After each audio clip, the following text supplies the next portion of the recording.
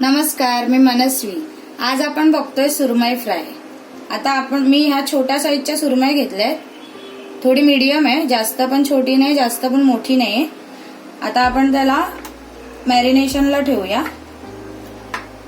मी आता ही आलं, लसूण आणि कोथिंबीर याची पेस्ट घेतली आहे, 1 चमचा। आणि हे कोकम आगळ आहे, माझ्याकडे आगळ अवेलेबल नव्हतं तर मी कोकम अर्धा तास पाण्यामध्ये भिजत घातले आणि त्याचा आगळ काढलाय चुरडून। आणि थोडंसं मीठ घालूया चवीनुसार आणि थोडीशी हळद घालूया। आता हे सगळं मिक्स करून आपण अर्धा तास मॅरिनेशनला ठेवूया। सुरमई ताजी आहे त्यामुळे ती कुस्करत नाही, नाहीतर ताजी नसेल तर त्या लगेच कुस्करतात आपण हलवल्यावर। पण अलगद हातानेच आपल्याला करायचं आहे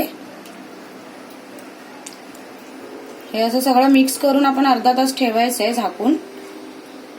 हे बघा चांगलं मिक्स झालंय। आता आपण हे अर्धा तास झाकून ठेवू। आता आपण सुरमई मॅरिनेशन करून अर्धा तास झालाय। आता आपण त्यावरती लाल मसाला घालूयात घरगुती।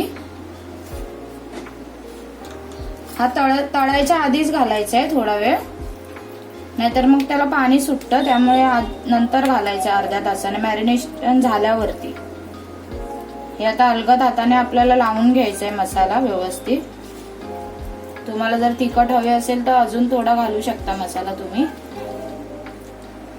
आता मसाला चांगला लावून झालाय। आता आपण त्यासाठी कोटिंगसाठी मसाला तयार करूया। थोडासा रवा घेतलाय मी आणि तांदळाचं पीठ आहे, त्यामध्ये आपण अर्धा टीस्पून मसाला घालूया आणि थोडंसं मीठ घालूया आणि आता हे चांगलं मिक्स करून घेऊया। आता तेल गरम करूया आपण।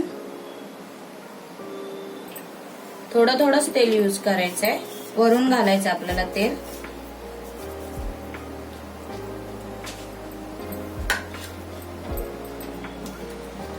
आता आपण ही सुरमई अशी वरच्यावर लावायचंय आपल्याला हे कोटिंग आणि तेलामध्ये घालायचंय।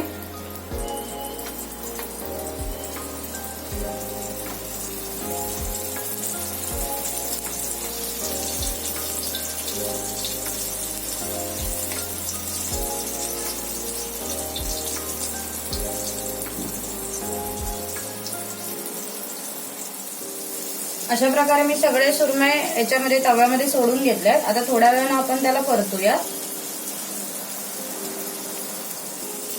आता आपण ही मच्छी परतून बघूया। हे बघा कलर पण छान आलाय, म्हणजे थोडीशी 40% तरी ती भाजली गेली आहे। आता आपण परतून परत 5 ते 6 मिनिटं गॅसवर ठेवायचंय।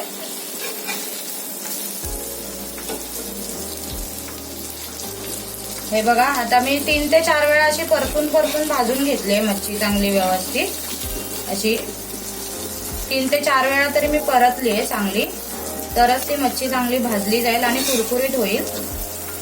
हे बघा आता ही चांगली भाजली गेली आपली मच्छी। आता आपण प्लेटमध्ये काढून घेऊया।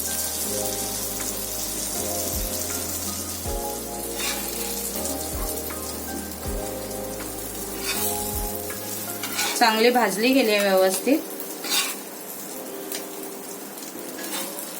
आणि तेलही कमी लागतं अशी जर आपण तळली मच्छी तर।